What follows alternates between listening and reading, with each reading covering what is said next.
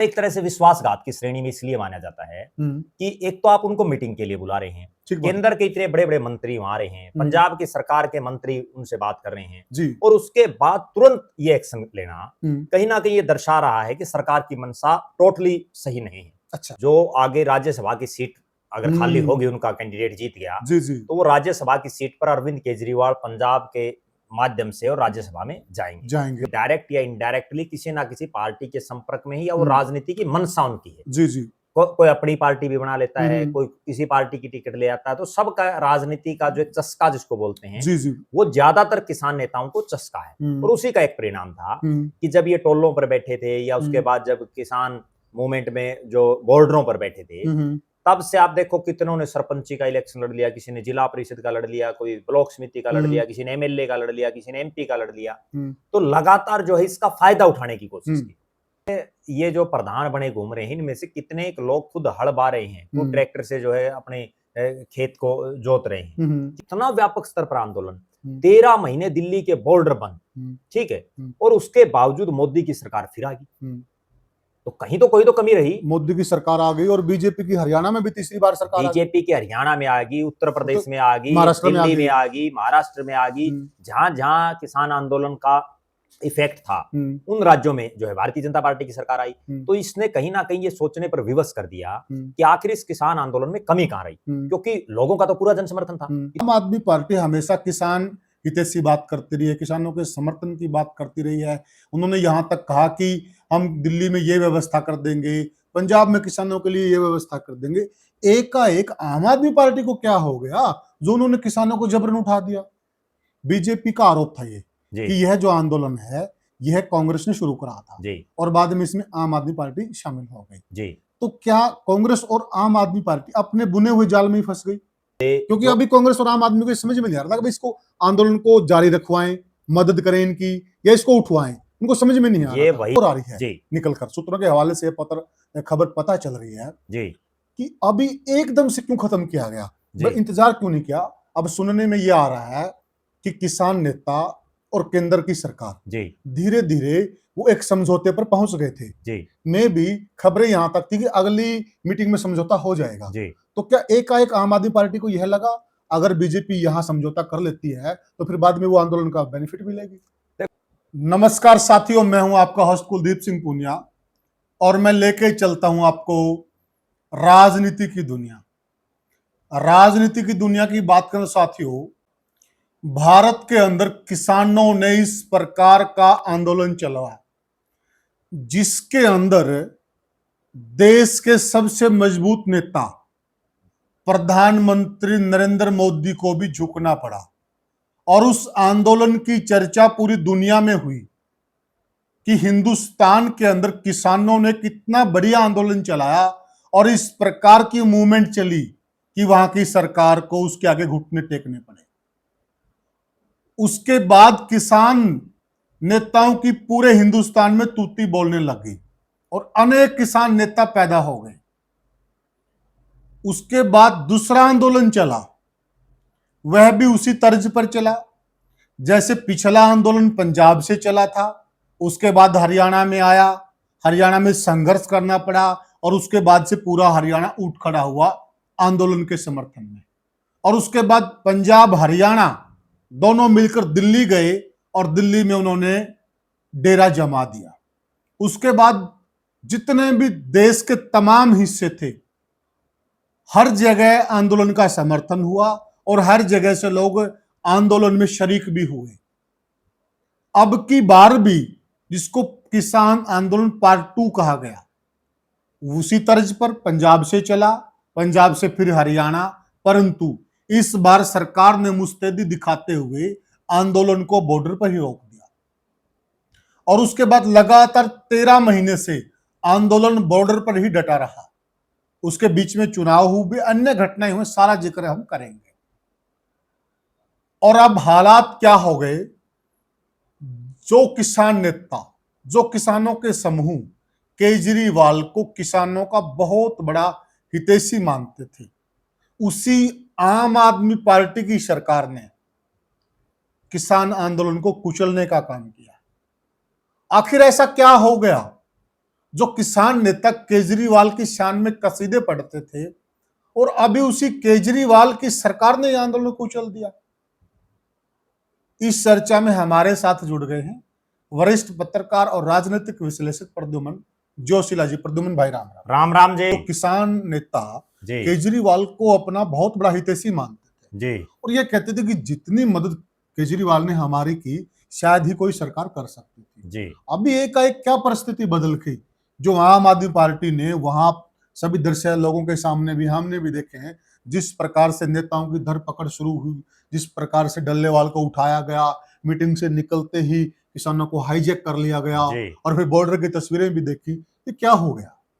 देखो, पहली बात तो ये है कि जिस तरह से मीटिंग के तुरंत बाद जो सरकार ने या प्रशासन ने किसानों के साथ व्यवहार किया, किसान नेताओं के साथ व्यवहार किया जी, वो बड़ा ही निंदनीय है जी, और उसने कहीं ना कहीं, हम अगर ये कहें कि एक विश्वासघात करने का काम किया गया है। अच्छा, क्योंकि अगर इसको आंदोलन को कुचलना था, कोई भी सरकार नहीं चाहती कि उसके खिलाफ आंदोलन हो, वो चाहे हाँ, किसी की भी सरकार बिल्कुल हो। ठीक बात है। और सरकारें अक्सर आंदोलनों को कुचलती भी हैं। कुछ एक आंदोलन ऐसे होते हैं जिसमें जब जन समूह बड़े लार्ज स्केल पर शामिल हो जाए तो फिर वो आंदोलन जीत भी हासिल कर लेते हैं। ठीक है बात।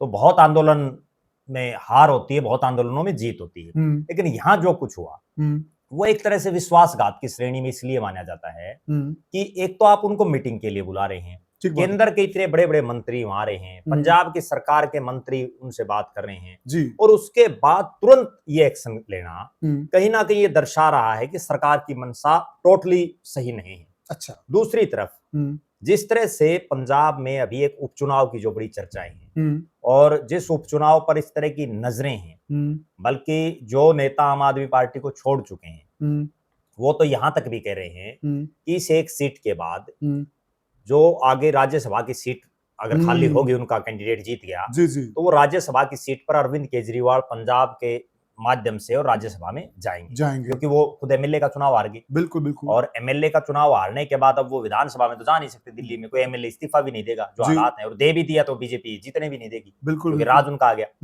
तो अब वो राज्यसभा में जाने के लिए भी कहीं ना कहीं अपनी उधेड़-बुन कर रहे हैं, हर नेता करता है। लेकिन जिस तरह का इस किसान आंदोलन पार्ट 2 में व्यवहार सरकार का रहा, व्यवहार किसानों का रहा, क्योंकि किसानों ने भी तो ज्यादा समर्थन नहीं दिया ना आंदोलन को। बिल्कुल। पिछला जो आंदोलन था और इसमें दिन रात का ये अंतर था कि वो आंदोलन अकेले किसानों का ना होकर के आम जनमानस का आंदोलन बन गया। उसमें तो गांव-गांव से लोग जो है सैकड़ों की तादाद में गए। बिल्कुल। उन्होंने खुद चंदा इकट्ठा करके, पहली बार ऐसा आंदोलन में हुआ है कि अपने घर से पैसा लगा करके, अपना चंदा इकट्ठा करके, तो वहां इतनी बड़ी भारी तादाद में लोग पहुंचे हैं, जी जी, जिसकी वजह से वो आंदोलन कामयाब हुआ। बिल्कुल।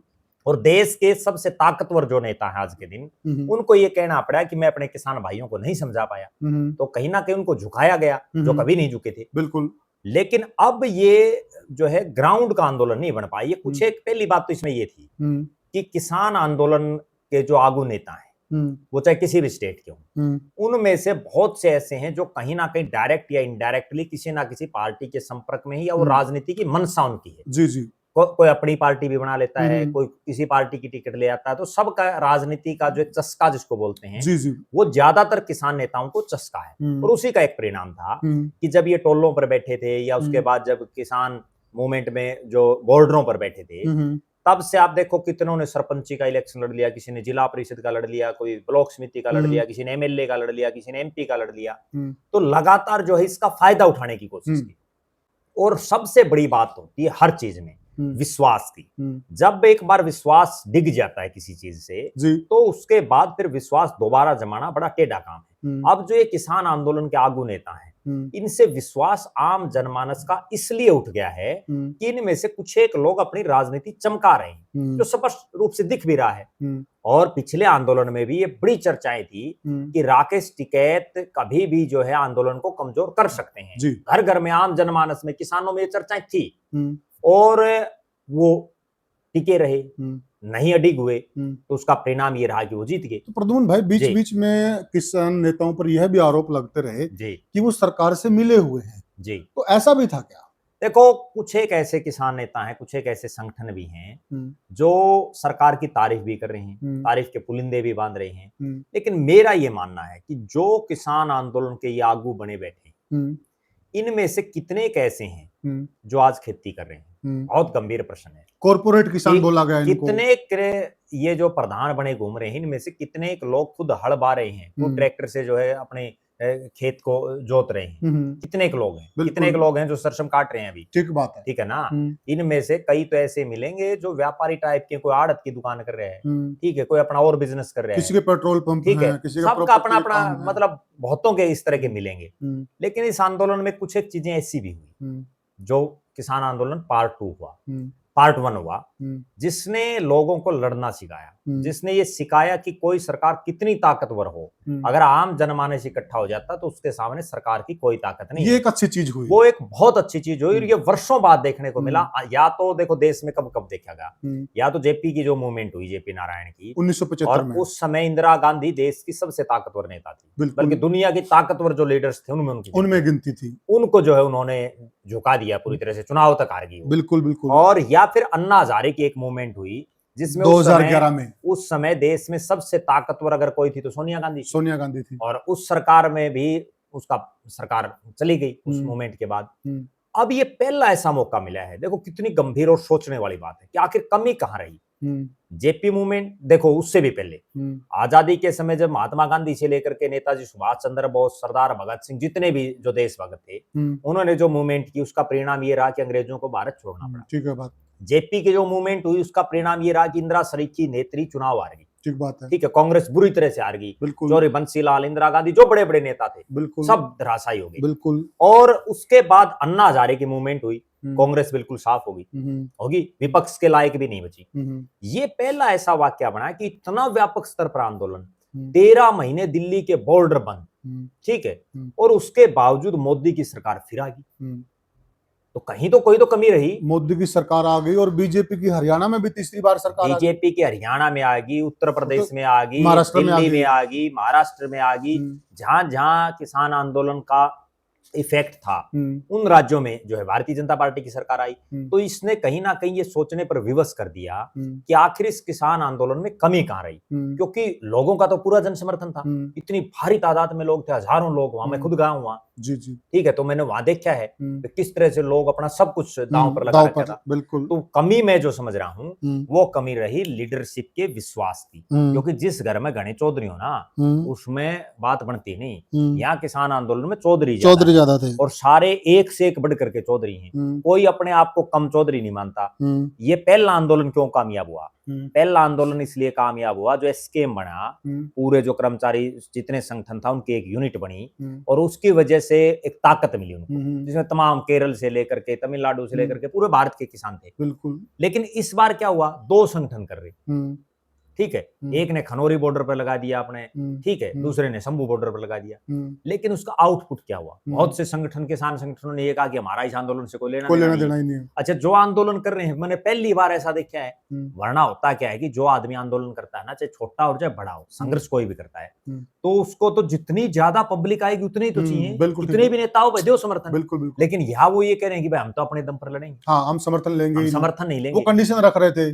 तो कितनी बड़ी और अचंभित करने वाली बात है। क्या अकेला सरदार जगजीत सिंह डल्लेवाल एक आमरण अनशन से इस तरह की एमएसपी की जो मांग है, जो इतना बड़ा मुद्दा है, देशव्यापी मुद्दा है, उसका समाधान करवा पाएंगे? हमने पहले भी इन चीजों पर चर्चा की थी कि ठीक है, अकेला आदमी पता नहीं क्या कर दे, लेकिन आज जो हालात है उसमें अकेला आदमी कुछ नहीं कर सकता। अकेला चना बाहर नहीं फोड़ सकता। जो ये मुहावरे लोकोक्तियां बना रखी हैं, ये यूं थोड़ी बन रही हैं। बिल्कुल। तो कहीं ना कहीं इन किसान आंदोलन पार्ट 2 के जो अगवानी जो लीडर कर रहे थे, उनकी भी कमियां रही। और सबसे बड़ी बात, जो विश्वास खत्म हुआ। वरना आप देखो, किसान आंदोलन का आज भी इतना बड़ा रोब है, अगर किसान एक कॉल कर दें, टोल बंद हो जाते हैं आज भी। बिल्कुल हो जाते हैं ना। एक छोटा कोई भी मुद्दा हो, अगर तुरंत एक कॉल में टोल बंद, टोल फ्री। फायदा किसको? उससे आम जनमानस, अकेले किसान को थोड़ी, आम जनमानस को भी है। सबकी गाड़ियां फ्री चलती हैं। किसान के पास कारें कहां हैं? चलो हैं कुछ एक लोगों के पास, लेकिन जो है आम जनमानस को फायदा होता है। उसके बावजूद मैं एक बहुत अचंभित करने वाली बात बताऊं, जिसकी वजह से ये किसान आंदोलन पार्ट 1 भी पूर्ण रूप से कामयाब नहीं हो पाया। क्योंकि मोदी जी ने, ठीक है, वो उल्टे ले लिए 3 कानून, और तो कुछ नहीं हुआ उसमें। वो एमएसपी ने कुछ हो रहा है उसमें। एक बहुत सोचने वाली बात यह है कि जो लोग वहां फ्री टोल क्रॉस कर रहे थे, 13 महीने, उनको भी कोई गुण निशान नहीं। वो भी यूं कह रहे हैं भाई ये तो वैसे बैठे हैं बिना काम।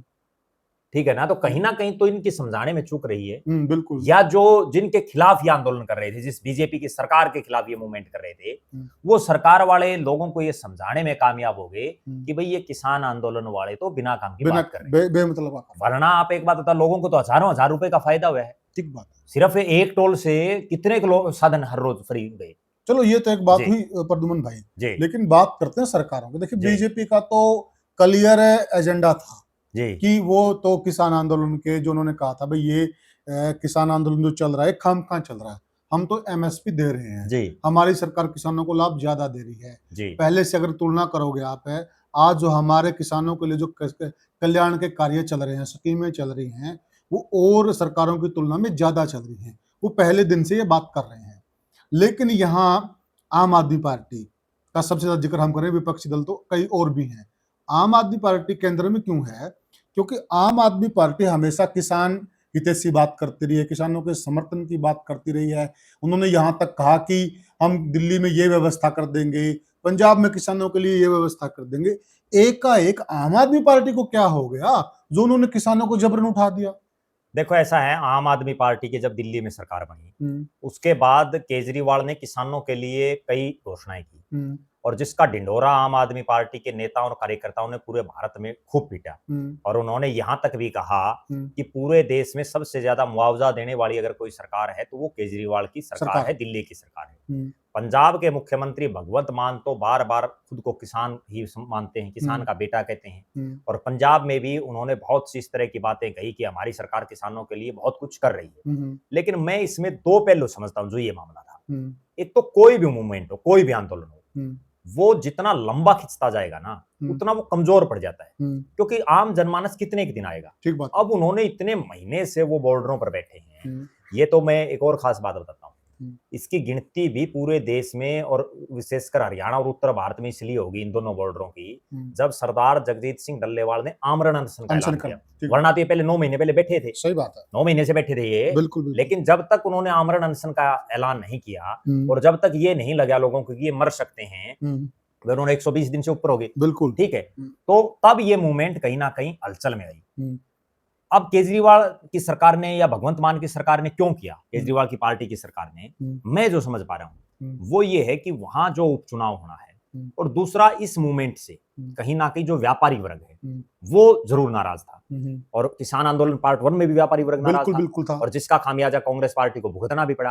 अब केजरीवाल की पार्टी को ये समझ में आ गया होगा कि अकेले किसानों के वोटों से तो काम चलेगा नहीं, तो व्यापारी वर्ग भी चाहिए, शहरों के भी वोट चाहिए, क्योंकि बॉर्डर बंद होने से देखो बहुत अव्यवस्थाएं भी फैलती हैं। ठीक है, अच्छा एमएसपी की जो मांग की बात है वो ये है नहीं, एक बार एमएसपी पे बाद में आएंगे प्रद्युमन भाई, आम आदमी पार्टी का एजेंडा क्लियर करते हैं। क्या लुधियाना के अंदर जो उपचुनाव है तो वहां पर आम आदमी पार्टी को यह लगने लग गया कि आंदोलन से हमें उपचुनाव में नुकसान होगा? देखो निश्चित रूप से लग रहा है, कोई दो राय नहीं इसमें। ये हमने शुरू में भी ये बात कही कि इस उपचुनाव में आम आदमी पार्टी हर हालात में जीतना चाहती है, और उसका कारण सीधा ये है कि दिल्ली चुनाव हारने के बाद आम आदमी पार्टी के नेताओं और कार्यकर्ताओं का मनोबल कहीं ना कहीं टूट चुका है, और मनोबल पूरी तरह से डाउन है। और हर तरफ से एक आवाज आ रही, पंजाब से बहुत लोगों के हमारे पास फोन आ रहे हैं, हर तरफ से ये आवाज आ रही है कि भगवंत मान की सरकार अगले चुनाव में जाएगी। अच्छा, अब कौन बनाएगा उस समय की बात आगे, लेकिन उस सरकार को बनाए रखने के लिए, उस इमेज को बनाए रखने के लिए ये उपचुनाव हर हालात में जीतना जरूरी है भगवंत मान के लिए। क्योंकि भगवंत मान जब लोकसभा के सांसद थे और उसके बाद जब वो सीएम बने तो अपनी लोकसभा की सीट भी जो उनकी पार्टी हार गई थी। ठीक है, और उसके बाद एक बड़ा डाउनफॉल आया उनका कहीं ना कहीं। अब जो है ये उपचुनाव जीतना हर हालात में उनके लिए जरूरी है, और इस उपचुनाव के मायने ये भी है कि इस उपचुनाव को जीतने के बाद जो चर्चाएं हैं कि राज्यसभा के माध्यम से और दोबारा सक्रिय राजनीति में अरविंद केजरीवाल फिर से एक्टिव हो जाएंगे, क्योंकि अब तो चुनाव हार गए। अब वो जिस सीट पर उपचुनाव है वो भी शहरी बाहुल्य सीट है, और शहरों में आप एक चीज देखो, हम हरियाणा के परिप्रेक्ष्य में ये बात समझा दें, किसान आंदोलन का सबसे मोटा नुकसान अगर कांग्रेस को कहीं हुआ तो शहरी क्षेत्रों में, और जो गैर जाट क्षेत्र है उनमें कहीं ना कहीं ज्यादा हुआ है। वही हालात पंजाब में है। पंजाब में भी इस किसान मूवमेंट का देखो जो नुकसान है वो मौजूदा सरकार को भी होता है, बिल्कुल, और हरियाणा में भी मौजूदा सरकार को हुआ है कई इलाकों में, इसमें भी कोई दो राय नहीं, क्योंकि जो जाट डोमिनेटेड विधानसभा क्षेत्र हैं उनमें बीजेपी कहीं ना कहीं हारी भी है। लेकिन गेन कौन कर, मतलब लोगों को समझा कौन पाता है? बीजेपी वाले समझाने में कामयाब रहेगी। अब इस आंदोलन को दोनों एंगल से हम देख सकते हैं। एक तो ये है कि आंदोलन धीरे धीरे कमजोर हो रहा था, मजबूत नहीं हो रहा था आंदोलन, ठीक है, हर रोज कमजोरी हो रहा था। और दूसरा, इतना लंबा आंदोलन जब चलता है तो जो धरने पर बैठे होते हैं ना, वो भी बेचारे उकता जाते हैं। अच्छा, कई बार ऐसा भी होता है, मैंने बहुत से ऐसे आंदोलन भी देखे हैं जिसमें कोई आदमी एक बार भूख हड़ताल पर बैठ तो जाते हैं, लेकिन फिर जो है लगातार रेगुलर उस भूख हड़ताल को रख पाना बड़ा मुश्किल हो जाता है, और वो शर्म का विषय भी हो जाता है। बिल्कुल, अपने आप खोलने कैसे, हल कोई निकल नहीं रहा, मांग बहुत बड़ी थी, बिल्कुल, बीच में लोग आ नहीं रहे थे बीच बिचाव करने के लिए, तो बड़ी फंसी गई थी बात। और दूसरी, मेरा ये मानना है, हमने एक वीडियो में पहले भी बोला था कि जान सबसे ज्यादा जरूरी है। अगर आदमी जिंदा रहेगा तो फिर लड़ लेगा सरकार से, ठीक है, लेकिन अगर यहाँ उनको कुछ हो जाता, डल्लेवाल साहब को, ये तो परमात्मा का शुक्र है कि वो आज हमारे बीच में हैं, अगर उनको कुछ हो जाता तो फिर उस आदमी की भरपाई क्या कभी हो पाती? अच्छा, एक बात और बताइए प्रद्युम्न भाई, बीजेपी का आरोप था ये कि यह जो आंदोलन है यह कांग्रेस ने शुरू करा था और बाद में इसमें आम आदमी पार्टी शामिल हो गई, तो क्या कांग्रेस और आम आदमी पार्टी अपने बुने हुए जाल में ही फंस गई? देखो, मैं ये मान रहा हूं कि आंदोलन के मुद्दे, क्योंकि अभी कांग्रेस और आम आदमी को समझ में नहीं आ रहा था कि इसको आंदोलन को जारी रखवाएं, मदद करें इनकी, या इसको उठवाएं, उनको समझ में नहीं आ रहा। ये वही चीज होगी जब जाट आरक्षण हुआ ना हरियाणा में, तो उसमें लग तो ये रहा था कि कांग्रेस को फायदा होगा और हो गया उसका नुकसान। उसी तरह से क्यों हो गया नुकसान? क्योंकि जो भारतीय जनता पार्टी है वो लोगों को दूसरे वे से समझाने में कामयाब होगी। वही बात इस किसान आंदोलन में हुई। बीजेपी की सरकार उन लोगों को समझाने में कामयाब होगी, आम जनता को, कि ये आंदोलन इसलिए कर रखे है, जबकि जो किसान आंदोलन वाले नेता थे वो समझा नहीं पाए। और उसके पीछे भी मैं एक खास बात बताता हूं आपको, ठीक है, कुछ एक आगू नेता हैं आंदोलन में, लेकिन बहुत से तो उस आंदोलन में, पार्ट 1 की मैं बात कर रहा हूं, जो दिल्ली के बॉर्डरों पर बैठे थे, वो गांव में से वो लोग थे जिनको कोई काम नहीं था, जो सारा दिन काम में ताश खेल रहे थे, वो वहां ताश लाके खेलन, ठीक है, उनको खाने पीने मिल गया सबने, बिल्कुल, ठीक है, रोटी मिल गई फ्री में। ये चर्चा पहले भी, ये चर्चा बड़ी जबरदस्त चली, तो उस चीज का देखो एक नेगेटिव असर भी पड़ता है, और वो नेगेटिव असर, अच्छा, बीजेपी की एक सबसे खास बात क्या है कि बीजेपी मार्केटिंग और मैनेजमेंट में बड़ी माहिर है, और उस मार्केटिंग और मैनेजमेंट की महारत की वजह से वो आम जनमानस को समझाने में कामयाब होगी कि इस आंदोलन की वजह से ये नुकसान हुआ है। उन्होंने फायदा तो गिना नहीं लोगों को, भाई तुम्हारा टोल फ्री हुआ है इतने दिन। एक और एक्चुअल में क्या था, रास्ते रुक गए जी, बहुत लोगों को दिक्कतें आई हुई हैं, बहुत लोगों को, बहुत व्यापारियों का नुकसान भी हुआ, ये सच्चाई है, बिल्कुल। तो मतलब कहने का भाव ये है कि जो बीजेपी है ना, वो अपनी बात लोगों को आसानी से समझा, वो समझाने में कामयाब होगी, और कांग्रेस वाले और विपक्ष वाले उनको समझाने में कामयाब नहीं हुए, उनकी मार्केटिंग स्ट्रेटेजी मैनेजमेंट जीरो रही। अच्छा, एक बात और आ रही है जी, निकलकर सूत्रों के हवाले से खबर पता चल रही है जी कि अभी एकदम से क्यों खत्म किया गया, इंतजार क्यों नहीं किया? अब सुनने में यह आ रहा है कि किसान नेता और केंद्र की सरकार जी धीरे धीरे वो एक समझौते पर पहुंच गए थे जी, में भी खबरें यहां तक थी कि अगली मीटिंग में समझौता हो जाएगा जी। तो क्या एकाएक आम आदमी पार्टी को यह लगा अगर बीजेपी यहां समझौता कर लेती है तो फिर बाद में वो आंदोलन का बेनिफिट मिलेगी? देखो, सरकारें अपना फायदा देखती हैं, वो चाहे किसी की भी, और कोई भी राजनीतिक आदमी वो भी अपना फायदा देखता है। यहाँ समस्या क्या आएगी कि पंजाब में आम आदमी की सरकार है, केंद्र में मोदी की सरकार है, एमएसपी तो केंद्र ने देना है, जब केंद्र देगा तभी तो पंजाब वाले देंगे, ठीक है। उस हालात में कोई भी पार्टी ये नहीं चाहती कि, या कोई भी नेता ये नहीं चाहता कि हमारी किसी भी चीज का क्रेडिट कोई दूसरा ले जाए। और इसमें कोई दो राय नहीं। जिस तरह से लगातार मोदी के मंत्री चंडीगढ़ में आकर के मीटिंगें कर रहे थे, कहीं ना कहीं कोई समाधान की तरफ तो बीच का रास्ता कहीं ना कहीं निकलता। उससे पहले ही जिस ढंग से सारी कार्रवाई हुई है, ये सोची समझी रणनीति के तहत किया गया है। यूं नहीं है कि भाई एकदम से कर दिया, या आम आदमी पार्टी वाले को ये हो गया भाई, मतलब फिर बीजेपी बाद में ये कि हमने किसान आंदोलन का समाधान निकाल दिया, भाई ये चीज हम बीजेपी को ना लेने देंगे। बिल्कुल बिल्कुल। सबसे बड़ी बात क्या है कि अभी पंजाब में आगे चुनाव है, ठीक है, लोकसभा के चुनाव से तो पहले हैं, पंजाब में 27 में चुनाव है, तो उस चक्कर में जो है कोई भी लूज पॉइंट नहीं छोड़ना चाहता भगवंत मान और अरविंद केजरीवाल। और एक और बड़ी गजब बात आप देखो, इसी का एक कारण है कि अरविंद केजरीवाल ने अपनी पार्टी के दूसरे नंबर के जो सबसे बड़े नेता है मनीष सिसोदिया, उनको बाकायदा पंजाब का प्रभारी लगा करके भेज दिया, सह प्रभारी वहां लगा दिया गया है हर हालात, क्योंकि दिल्ली तो उनके हाथ से निकल गई। और ये कार्रवाई होने से 2 दिन पहले अरविंद केजरीवाल खुद पंजाब में थे। बिल्कुल, अब तो वो पंजाब में रहेंगे ज्यादातर, क्यों? क्योंकि दिल्ली तो अब उनके हाथ से निकल गई। अब तो उनका केवल एक ही फोकस रहेगा कि किसी भी तरह से पंजाब को बचाया जाए, वहां अपनी सरकार दोबारा रिपीट की जाए। अब वो जनता के हाथ में है, और इस तरह के जो है फैसले ले रहे हैं, इसमें भी उन्होंने एक चीज देखी है कि इस किसान मूवमेंट में कितने किसान जुड़े हुए हैं, दोनों बॉर्डरों पर मुट्ठी भर के किसान थे, ठीक है। वो मूवमेंट नहीं बन पाई आम जनमानस में, आगे क्या पता बन भी जाए, कोई ऐसी और सिस्टम बन जाए। एक और प्रद्युम्न भाई, ये कह रहे हैं कि वहां पर व्यापारियों का बहुत नुकसान हुआ, रास्ते बंद हो गए। जी रास्ते तो आज तो बंद नहीं हुए जी, बहुत लंबे समय से बंद थे। अगर नुकसान का आंकलन करना था ये 1 महीने में, 2 महीने में, 3 महीने में, पहले भी तो आंकलन करते ना। एकाएक क्या हो गया कि इतना नुकसान हो गया? सिर्फ 2 ही मामले हैं। एक तो ये उपचुनाव हम्म। जिस सीट पर हो रहा है, जो शहरी बाहुल्य सीट है, हम्म। और दूसरा अगले विधानसभा चुनाव में दोबारा सरकार बनाने के लिए हम्म। कहीं भारतीय जनता पार्टी के नेता इस आंदोलन को खत्म करवा करके अपनी तरफ क्रेडिट ना ले जाएं।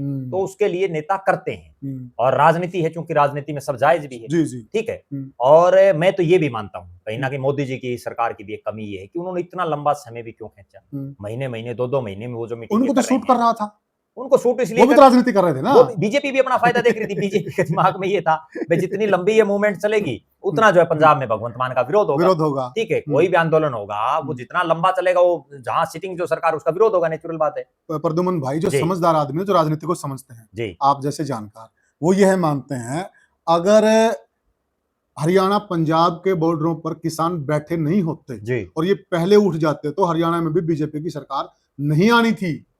वो तो या बीजेपी भी समझती इस बात को? वो जो बात मैं आपको कह रहा था कि ये उस चीज की स्ट्रेटेजी नहीं बना पाए कि किस तरह से लोगों का दिमाग में ये बात बिठानी है। आपको एक बड़ी खास बात बताऊं, पिच और दर्शक भी इस चीज से सहमत होंगे और वो भी कमेंट करके बताएं। मनोहर लाल खट्टर का जो पिछला कार्यकाल था 4.5 साल का, उस 4.5 साल में कोई दिन ऐसा गया होगा जब हरियाणा में धरने, प्रदर्शन, जलसे, जुलूस सरकार के खिलाफ ना हुए। और हिसार का लघु सचिवालय तो ऐसा था जहां 10-10 संगठनों के टेंट लगे रहते सरकार के खिलाफ धरने प्रदर्शनों के, और उसके बावजूद वो जीत गई। ठीक है, क्योंकि उनको वो चीज शूट कर रही है। और शूट क्यों कर रही है? आंदोलन करने वाले लोग हैं कम, ये तो नहीं भाई पूरा हल्का आंदोलन कर रहे हैं, वो है गिनती के गिने चुने। और फिर उसमें मैसेज ये दिया जाता है भाई ये असामाजिक टाइप के लोग हैं जो हमें काम नहीं करने देते, हमें परेशान रखते हैं। तो बन की बात, नक्सली तक, अर्बन नक्सली पता नहीं क्या क्या बोल देते हैं। ये तो राजनीति, आदमी कुछ भी कह सकता है। वीडियो का अंत करते प्रद्युमन भाई, तो क्या यह कहेंगे कि केजरीवाल ने किसानों के साथ धोखा किया? देखो, निश्चित रूप से धोखा, विश्वासघात सब कुछ किया है, कोई दो राय नहीं है। क्योंकि इस तरह से एक मीटिंग में बुला करके जिसमें पंजाब सरकार के मंत्री तक उनसे बात कर रहे हैं, कोई मंत्री अगर किसी आंदोलनकारी से मीटिंग करने के लिए आ जाता है तो वो ये तो है नहीं कि सीएम की नॉलेज के बिना आ जाएगा। मान लो वहां उनका आपस में समझौता हो गया तो बिना मुख्यमंत्री की सहमति के कर देगा? बिल्कुल नहीं करेगा ना। तो तमाम ऊपर से नीचे तक सब मिले हुए हैं। और केजरीवाल जी की पार्टी की सरकार ने जो किसानों के साथ किया वो बड़ा निंदनीय रहा। उनको अगर उठाना भी था ना, भले ही उनको उठा देते, कोई दिक्कत नहीं है, लेकिन उनको उठाते ये मीटिंग करने से पहले या मीटिंग के 1-2 दिन के बाद, ये एक सुखद रूप में उठाते। हाँ, उस बातचीत से हर चीज का समाधान होता है। ठीक है ना। अब आपको एक बात बताऊं, दुनिया में कोई आदमी ऐसा नहीं होगा जो खुद ये चाहता है मैं मर जाऊं। ठीक बात। जगजीत सिंह डल्लेवाल 4 महीने से जो आमरण अनशन पर बैठे हैं वो यूं थोड़ी सोचते हैं मैं मर जाऊं। ठीक बात। वो भी तो ये सोचते होंगे किसी तरह से समाधान निकल आए और मैं भी फिर रोटी खानी शुरू कर दूं। बिल्कुल ठीक है ना। लेकिन उस तरफ तो ध्यान दिया नहीं, बल्कि जो है ये उनको एक तरह से मीटिंग के तुरंत बाद जिस तरह से कैप्चर कर लिया गया और फिर वहां जो तुरंत प्रभाव से दोनों बॉर्डरों पर कार्रवाई की गई, उसका अंदेशा भी उनको था। जो जब ये मीटिंग हुई ना, उस मीटिंग के खत्म होने के बाद जो प्रेस कॉन्फ्रेंस की किसान नेताओं ने, उसमें भी उन्होंने बाकायदा बोला था कि यहाँ पिछले 2 दिन से पुलिस की जो है कंपनियां बढ़ा दी गई हैं और हमने पंजाब की सरकार के मंत्रियों से इस विषय में बात भी की है। लेकिन उन्होंने जो है इसको किसान आंदोलन की बजाय किसी और काम के सिलसिले में जो है भाई नशा रोक रहे हैं। बिल्कुल उन्होंने नशे का हवाला दिया, भाई नशे को रोकने के लिए ये इस तरह की पेट्रोलिंग और इस तरह की कंपनियां तैनात की गई हैं, जबकि वो निकला कुछ और ही। और ये होता भी अक्सर कोई भी आंदोलन को जब उठाया जाता है ना, चाहे बाबा रामदेव का आंदोलन देख लो आप, जब उन्होंने किया, या अन्ना हजारे की मूवमेंट देख लो, कोई भी आंदोलन हो,